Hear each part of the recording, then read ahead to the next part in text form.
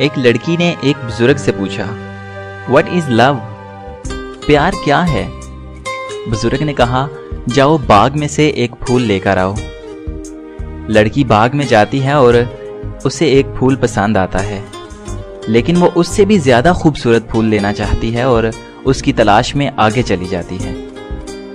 जब वो आगे जाती है तो देखती है वहां पे कुछ ज्यादा खूबसूरत फूल नहीं है, तो वो वापस उस फूल के पास आती है जिसे वो छोड़कर आगे जाती है। जब वो वापस आती है तो वहां देखती है कि जिस फूल को वो छोड़कर आगे गई थी वो भी वहां पर नहीं। तो वो बहुत पछताती है और वो वापस आकर अपनी सारी स्टोरी जो होती है बाकी वो बुजुर्ग को बताती है।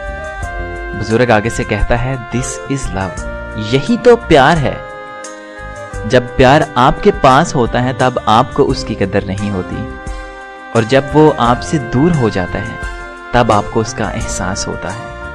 प्लीज इस कहानी को अपने लवर्स के साथ जरूर शेयर कीजिए, शायद कि तेरे दिल में उतर जाए मेरी बात।